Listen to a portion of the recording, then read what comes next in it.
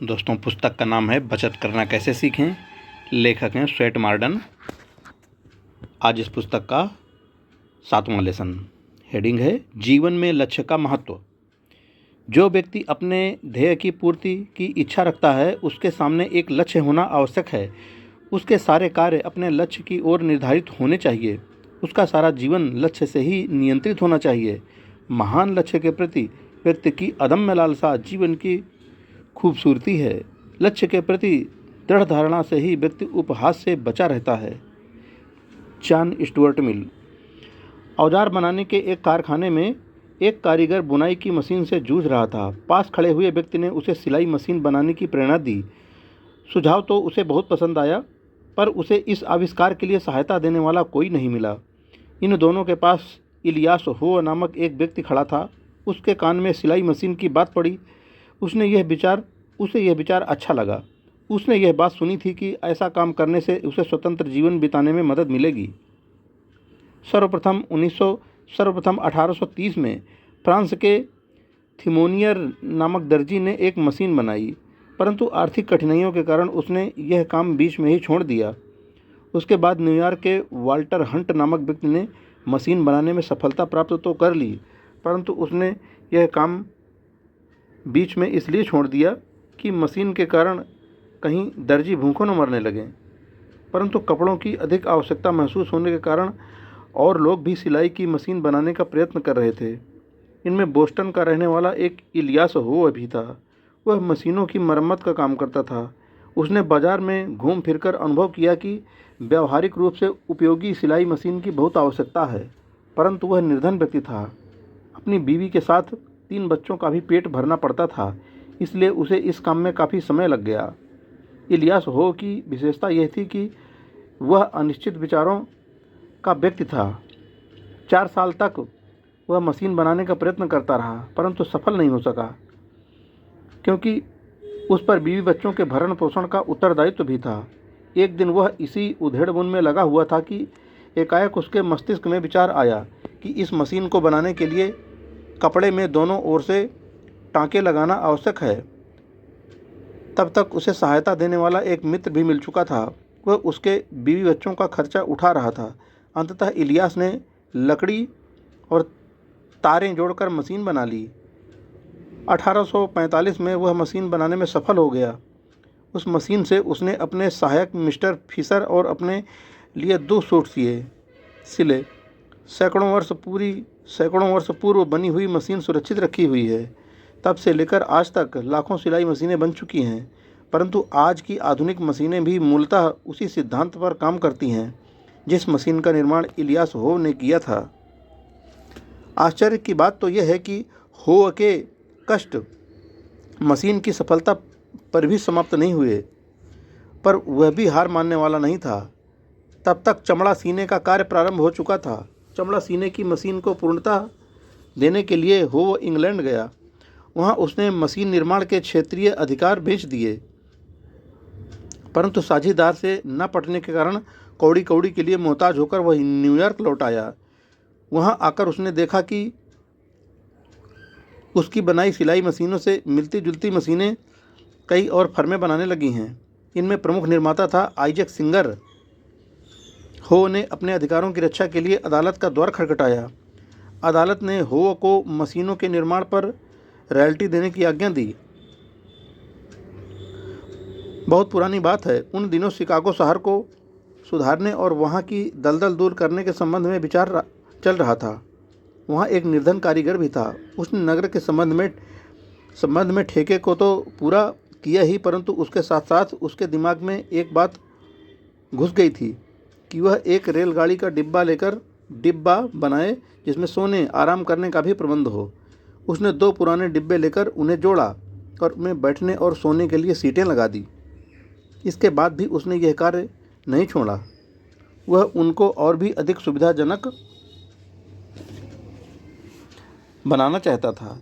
3 साल तक उसने कोलोरेडो की सोने की खानों में काम किया और वहाँ से लौटकर उसने 2 डिब्बे और बनाए, जिनमें से प्रत्येक पर $18,000 खर्च हुए। लोगों ने पुलमैन के इस कार्य को उसकी बेवकूफ़ी समझा। परंतु पुलमैन ने इस कार्य में सफलता प्राप्त करके उन्हें दिखा दिया कि व्यक्ति अपने लक्ष्य के अनुरूप कार्य करने से कैसे विजय प्राप्त कर लेता है। उसका विश्वास था कि व्यवसाय व्यापारिक रूप से महत्वपूर्ण होने के साथ साथ सुंदर भी होना चाहिए। उसने जिस सुंदर नगर और रेल के डिब्बों का निर्माण किया था वे किसी व्यक्ति के लक्ष्य के प्रति दृढ़ विश्वास के उदाहरण हैं। वही व्यक्ति महान होते हैं जो अपने लक्ष्य को क्रियान्वित रूप में परिवर्तित कर लेते हैं। भाप के इंजन का विस्तार यूनानी दार्शनिकों की पुस्तकों में बहुत पहले से विद्यमान था, परंतु उसे कार्य रूप में 2000 साल बाद लाया जा सका। न्यूकोमैन एक साधारण लोहार था। 17वीं शताब्दी में उसे भाप द्वारा पिस्टन में हरकत पैदा करने का विचार आया। उसने जो इंजन बनाया उसमें एक हॉर्स पावर शक्ति पैदा करने के लिए 30 पाउंड कोयले की खपत होती थी। आधुनिक इंजनों में सफलता प्राप्ति का श्रेय जेम्स वाट को दिया जाता है। 15 वर्ष की आयु में वह निर्धन होने के साथ साथ अशिक्षित भी था। विश्वविद्यालय के एक प्राध्यापक ने उसे रहने के लिए अपना एक कमरा दिया। वहीं वह अपने परीक्षण किया करता था। वह एक क्षण भी व्यर्थ नहीं गंवाता था। उसने न्यूकोमैन के इंजन में सुधार किया। जेम्स वाट इतना निर्धन व्यक्ति था कि यदि कोई अन्य व्यक्ति उसकी स्थिति में होता तो वह निराश होकर अपना कार्य छोड़ बैठता, परंतु वह अपने कार्य के प्रति सच्चा था। उसकी पत्नी ने भी उसके इस कार्य में अपना उत्साह बढ़ाया। उसने उसे कहा कि कभी भी निराश न होना। अंततः वह अपने कार्य में सफल हुआ और उसने अपने इंजन को नगर की सड़कों पर चलाकर दिखा दिया। सर जेम्स मैकिन्टोश जैसे व्यक्ति ने जेम्स वाट के इस आविष्कार को अनेक सदियों और अनेक राष्ट्रों में हुए आविष्कारों में सर्वोच्च बताया है। वाट के इंजन में पिस्टन और सिलेंडर के अतिरिक्त कंडेंसर भी था। उसने सिलेंडर में सुधार किया। उसने सिलेंडर के इर्द गिर्द भाप जमा होने के लिए एक खोल बनाया। उसने पिस्टन पर भाप के भार के प्रयोग के बजाय उसे धकेलने के लिए प्रयुक्त किया। इससे वह आगे पीछे घूमता था, इसलिए इसे दोबारा काम करने वाला कहा जाता था। कंडेंसर अंदर से खोखला होता था और नाली और बाल्ब द्वारा उसका सिलेंडर से संबंध होता था। इसका लाभ यह था कि भाप अधिक देर तक गर्म रह सकती थी। इसके बाद जॉर्ज स्टीफेंसन ने इस इंजन में और सुधार करने का प्रयत्न किया। वह उन दिनों कोयला खदानों में काम किया करता था। उसकी एक दिन की मजदूरी 6 पेंस थी। उसके कपड़े और बूट फटे हुए थे जिनमें थैलियाँ लगी हुई थी। वह रात्रि के स्कूल में पढ़ाई की फीस जुटाने के लिए और अपने अंधे बाप का कर्जा चुकाने के लिए अतिरिक्त समय भी काम किया करता था। लोग उसकी हंसी उड़ाया करते थे, उसे पागल कहा करते थे। उनका कहना था कि इंजन से निकलने वाले धुएं से हवा गंदी होगी और कोचवानों का रोजगार मारा जाएगा। हाउस ऑफ कॉमन्स ने भी उसका विरोध किया। लोगों का कहना था कि इंजन चलते समय उसके सामने यदि कोई गाय आ जाए तो बड़ी भयंकर स्थिति होगी। स्टीफेंसन का उत्तर था कि इसमें संदेह नहीं कि स्थिति गाय के लिए भयंकर होगी। सरकारी इंस्पेक्टर ने भी उसके इंजन का मजाक उड़ाया। संसद में उसकी गति के संबंध में भी बहुत सी बातें हुईं और उस पर नियंत्रण रखने को कहा गया कि वह 1 घंटे में 8 मील से अधिक नहीं चलना चाहिए। अंततः स्टीफेंसन ने लिवरपूल और मैनचेस्टर के दरमियान अपना इंजन चलाकर लोगों को आश्चर्य में डाल दिया। जब उसने अपने इंजन का परीक्षण लोगों के सामने दिखाया तब भी उसके सामने अनेक कठिनाइयां आईं, परंतु वह उनसे घबराया नहीं। आविष्कारों की दुनिया में जॉन फिश नामक व्यक्ति अत्यंत दुर्भाग्यशाली रहा। वह निर्धन होने के साथ साथ अनेक बातों में भी असहाय था। वह अंत तक निर्धन रहा। उसके प्रयत्नों को देखकर यह कहा जा सकता है कि वस्तुतः आविष्कारक वही था। उसने सारी आयु निर्धनता में बिताई और स्टीम बोट बनाने के प्रयत्न में लगा रहा। अंततः उसकी कहीं से भी आर्थिक सहायता न मिली। एक बार तो वह अपनी एक टांग कटवाकर 100 पाउंड लेने के लिए तैयार हो गया था ताकि वह उससे अपने आविष्कार को आगे बढ़ा सके, परंतु वह इसमें भी सफल न हुआ। मरते समय उसने कहा था कि एक न एक दिन यह आविष्कार यात्रा की दुनिया में महत्वपूर्ण सिद्ध होगा। तब तक लोग मेरा नाम भूल चुके होंगे। परंतु उसे बनाने वाले अत्यंत समृद्ध होंगे। वह अपनी आयु में जो जहाज बना सका वह लहरों के विरुद्ध 6 मील प्रति घंटे की ही रफ्तार से चल पाया था। ऐसा ही एक दूसरा आविष्कारक रॉबर्ट फुल्टन था। 4 अगस्त 1807 शुक्रवार के दिन हडसन नदी पर लोगों की भीड़ जमा थी। वह अपने क्लेरमोंट नामक जहाज का उस नदी में परीक्षण दिखाने वाला था।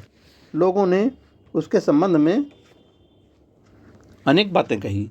किसी ने कहा कि यह जलकर भस्म हो जाएगा, किसी ने कहा कि यह डूब जाएगा। लोगों को यह विश्वास ही नहीं हो रहा था कि कोई जहाज भाप की मदद से पानी पर तैर सकता है। उनका कहना था कि यह आदमी मूर्ख है, जिसने अपना पैसा और समय ऐसे काम के लिए व्यर्थ गंवाया है, इसे पागल खाने भेज दिया जाना चाहिए।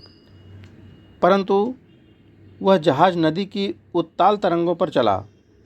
तब उस युवक ने यह कहा था, संसार में कोई भी ऐसा काम नहीं जिसे पूरा न किया जा सके। फुल्टन के इस भाप इंजन वाले जहाज के लिए उस समय के बहुत से वैज्ञानिकों का कहना था, यह अटलांटिक जैसे महासागर को पार ही नहीं कर पाएगा। परंतु जब यह चला तो बहुत से लोग डरकर वहाँ से दूर भाग गए कि कहीं इसे आग न लग जाए। क्लेरमोंट की सफलता के बाद देश में अनेक ऐसी कंपनियां बनी जो भाप से चलने वाले इंजन बनाने लगीं। सरकार ने फुल्टन को ऐसा एक बेड़ा बनाने के लिए सहायता दी। उस समय तक सारे सभ्य संसार में उसका नाम फैल चुका था। फुल्टन का परिवार अमेरिका के स्वतंत्र होने से पूर्व आयरलैंड से आकर वहां बस गया था। रॉबर्ट फुल्टन का जन्म 1765 में पेंसिल्वेनिया में हुआ था। वह बचपन से ही कोई न कोई चीज़ बनाने के सपने देखा करता था। धीरे धीरे वह अनेक कामों में प्रवीण हो गया। वह इंजीनियर, चित्रकार तथा बंदूकें बनाने वाला बहुमुखी प्रतिभाशाली आविष्कारक था। फुल्टन ने 14 वर्ष की आयु में ही पैडल वाले चक्कों से नाव चलाने का सिद्धांत स्थिर किया। अपनी युवावस्था में वह 20 वर्ष तक यूरोप के देशों में घूमता रहा और चित्र बनाकर आजीविका चलाता रहा। इसके साथ ही वह अन्य कार्य भी करता और स्टीम बोटों के कार्यों में रुचि लेता रहा। उसने पेरिस में फ्रांस के लिए एक प्रसिद्ध पनडुब्बी नटिलस का निर्माण किया और एक ऐसी युक्ति निकाली जिससे नौका नीची सतह के पानी से ऊपर सतह के पानी पर पहुंच सकती थी। 1815 में जब उसकी मृत्यु हुई तो संसार भर के अखबारों ने काले हाशिए देकर उस समाचार को छापा। उसे ट्रिनिटी गिरजाघर के आंगन में तोपों की सलामी दी गई और दफनाया गया। उसके बाद तो इस प्रकार के समुद्री जहाज़ों ने संसार भर के महासागरों को मथ डाला। व्यापार की सफलता में इनका महत्वपूर्ण योगदान किसी भी तरह कम नहीं है। दृढ़ संकल्प और धैर्य का एक ज्वलंत उदाहरण चार्ल्स गुडईयर था। उसने रबर को आधुनिक उद्योग के लायक बनाया। वह अपने अनुसंधान के लिए 11 बरस तक निर्धनता से जूझता रहा। बार बार उसने कर्ज लिया, कपड़े और घर का सामान तक गिरवी रखा। उसका परिवार फाँका कसी करता रहा। 5 बेटों में से जब एक लड़का मरा तब उसे दफनाने तक के लिए उनके पास पैसे नहीं थे। इस प्रकार अनेक कठिनाइयाँ होने के बावजूद वह वेल्कनाइज्ड रबड़ बनाने में सफल हो गया। आज सारी दुनिया में रबड़ के टायर परिवहन माध्यमों के लिए प्रमुख भूमिका निभा रहे हैं। आज हजारों लाखों लोग इस व्यवसाय में रोजी रोटी कमाने में लगे हुए हैं। गुडईयर ने जिस प्रकार के रबड़ का निर्माण किया था उसने केवल टायर आदि ही नहीं बनते, उसके 500 के लगभग अन्य उपयोग भी हैं। तांते ने अपने जीवन का बहुत सा समय निर्वासन में बिताया था। उसे एक गबन के मामले में जीवित जला देने तक की आज्ञा दे दी गई थी। वह इस प्रकार की मुसीबतों से भी नहीं घबराया और अपने विचार अपनी अमर कविताओं में उड़ेलता रहा। वह 1 मिनट के लिए भी अपने लक्ष्य से नहीं डगमगाया। उसका विश्वास था कि अंततः सत्य की विजय होगी। कोलंबस ने भी अपने जीवन में तिरस्कार और अनादर पाया। उसे केवल सपनों की दुनिया में रहने वाला कहा गया था। बच्चे तक उसे पागल करार देते थे, परंतु वह अपने लक्ष्य पर अंत तक दृढ़ रहा। अनेक बार समुद्री यात्राएं करने के बाद जब उसने नई दुनिया की खोज की, उसके बाद दुनिया का नक्शा ही बदलने लगा। एक अमेरिकन उद्योगपति को जर्मन प्रकृतिवेत्ता ओकन ने दावत पर बुलाया। परंतु आश्चर्य की बात यह थी कि दावत में न मांस था, न मिठाइयाँ आदि। केवल उबले हुए आलू दावत में पेश किए गए थे। ओकन की पत्नी ने मेहमान को बताया कि मेरे पति की आय इतनी कम है कि वे अपने आविष्कारों के लिए न तो पुस्तकें खरीद सकते हैं और न उपकरण, इसलिए वह इस प्रकार के साधारण भोजन पर ही अपना और अपने परिवार का गुजारा करते हैं। एक वैज्ञानिक था जिसका नाम था डॉक्टर मार्टन। उसके समय में शल्य चिकित्सा से पहले किसी भी अंग को शून्य करने के लिए जिस दवाई का प्रयोग किया जाता था उसका असर कई दिनों तक बना रहता था। डॉक्टर मार्टन ने सोचा कि क्या संसार में कोई ऐसी चीज़ नहीं जिससे रोगी के अंग को शून्य करके चीरफाड़ की जा सके। अनेक वर्षों के प्रयत्नों के बाद उसने ईथर का आविष्कार किया। संसार में अभी भी अनेकों ऐसे लक्ष्य हैं जिनकी प्राप्ति नहीं हो सकी है। अभी भी ऐसी अनेकों वस्तुएं हैं जिनका आविष्कार होना बाकी है। अनेक अच्छे कार्य करने की अभी भी बहुत सी संभावनाएं हैं। अनेक बुराइयों को समाप्त करने की संभावनाएं अभी बाकी हैं, परंतु यह कार्य कोई ऐसा व्यक्ति ही कर सकता है जिसके सामने कोई नया लक्ष्य हो और जो इन चुनौतियों को स्वीकार करे।